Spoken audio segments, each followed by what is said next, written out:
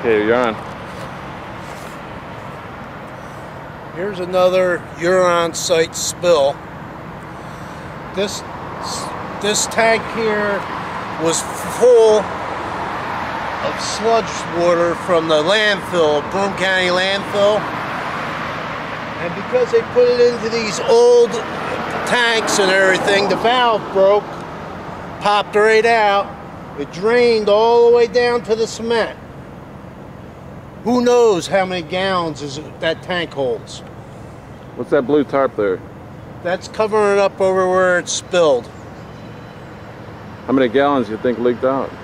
That tank looks like it could hold, I don't know, 200,000 gallons. And that's effluent from the Broome County landfill? That's the waste sludge. You think there's chemicals in it as well as bacteria? It's all chemicals. Bacteria too, right? Everything.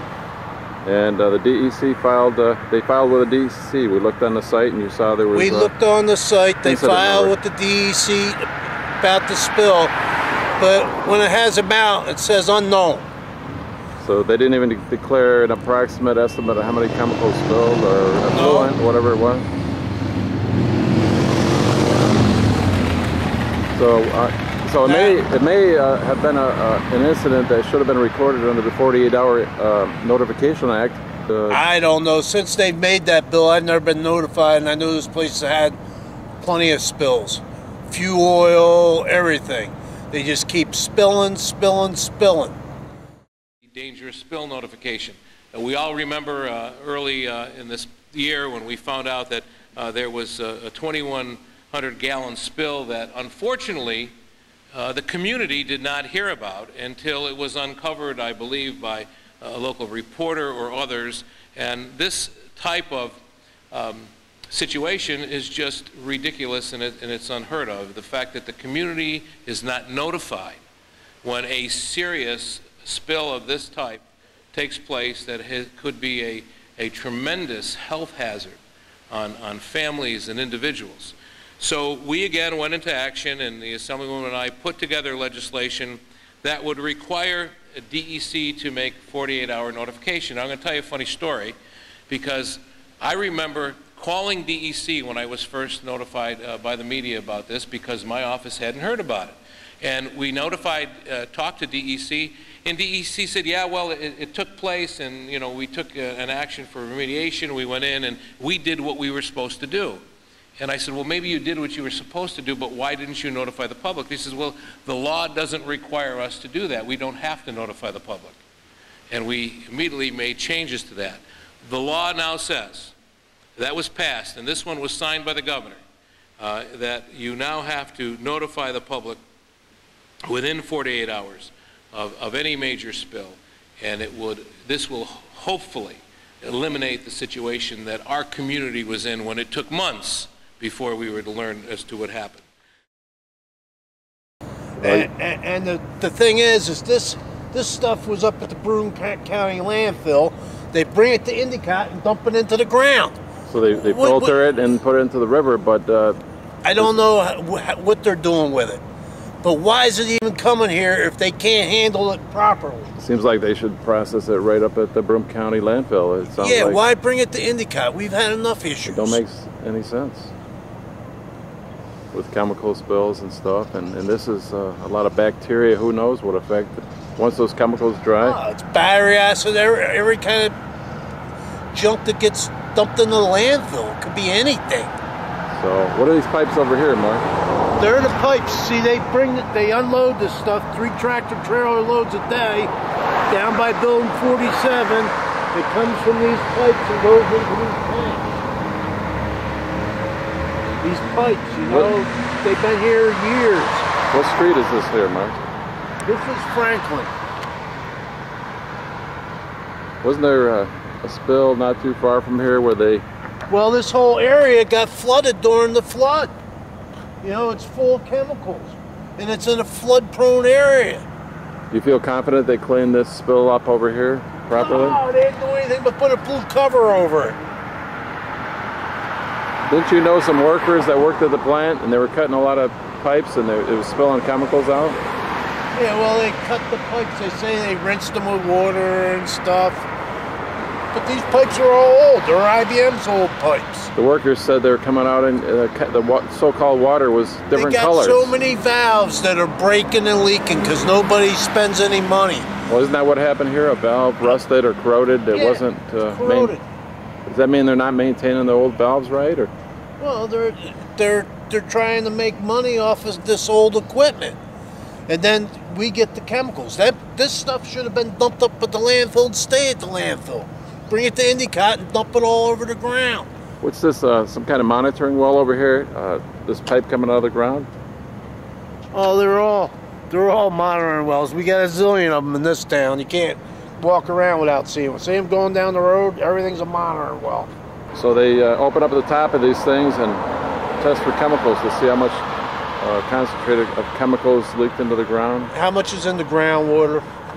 And this is mostly like TCE, right? Trichloroethylene. Oh, everything. But they got other chemicals too, yeah, right? fuel oil they find in there.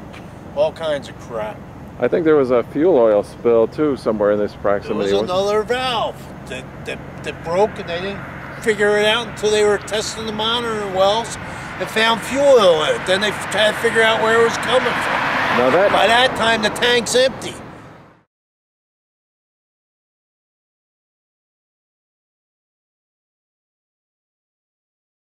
They have no maintenance people here anymore. There used to be thousands of maintenance guys watching over this equipment. They have nobody. that particular spill with the oil, they listed on the DEC website how many gallons, didn't they? Do you recall what that was? No, they don't know how much they dumped in there. The DEC guy told me that they didn't know it was even leaking until they found it in the groundwater thing. So all they have That to do, was another valve. all they have to do is the Dyer's chemical clean. They get a lot of work around here. I don't know how many gallons was in that tank, but the valve, you can see the big thing over there. That's the valve. See it right there? yeah. That's where all the chemicals. So that whole tank emptied down to there.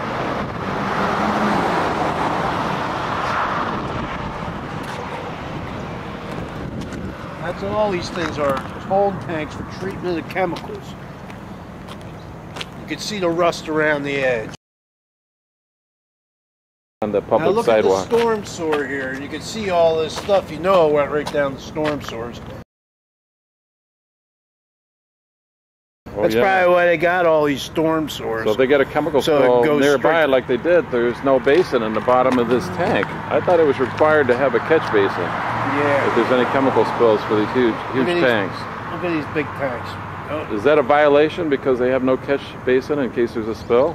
Because look at that, it went right onto the ground. Here's the road, and over here you see two catch basins, goes right in the storm sewer it could go to. It looks like residue. there's an apartment building straight through there. I Wait a minute, wonder. look at this, Mark. There's like some of that speedy dry cleanup on the road. So they must have had some. I'm assuming there's a potential that there were some chemicals cleaned up, and they put that speedy dry mixture on there yeah, to clean it up. Speedy Dry. I'm just assuming. I'm not saying it's a fact, but it looks like speedy dry, what they used for oil cleanups and chemical cleanups. So. What street is this? Watson or Franklin Boulevard. So, this is over past here. More chemical lines. That's probably a walkway over to the other building. Right. They call this the treater towers. You can see the stacks over there. That's usually spilling out nice stuff. Yeah. This is I heard they started using a more dangerous chemical in this plant, toluene. Toluene. They used to use MEK or whatever it is. This is the But now that treater tower, huh? Now that they haven't been doing too many boards, they're sort of out of business. I don't know if they're even using it for the pre-crack right now. Everything says danger. Yeah, they got a lot of tanks here, don't they? A lot of older tanks. All old tanks. Look at them.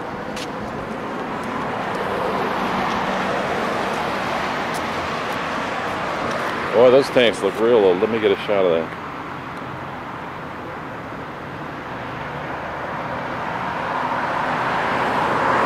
Hard to say what chemicals are in there.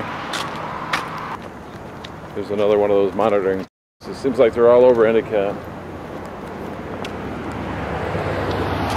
They've pounded enough holes in this town. Well, my concern is some of these holes are drilling to monitor the chemicals are quite deep, and that they're going to cross-contaminate the aquifer. The aquifer is already contaminated. These people have dumped enough chemicals. And the whole problem is now they're bringing stuff here that they shouldn't be bringing here. Leave it where it's at. Well, that's a big building. It looks like some kind of ventilation on the sides of it, too. Treater tower. Some nasty chemicals there, huh? They use it's like an epoxy resin they make for the Prepreg for the circuit boards. Got all these neighborhood right over here. You'd think they'd make a factory like this out in the industrial area, industrial park. But now they're building another industrial park over in West Endicott to make plastic PVC pipes. Keep dumping on Endicott. So this is, who owns all this facility? It's actually here on campus, right? And so they lease to their own company, EIT, Endicott Interconnect.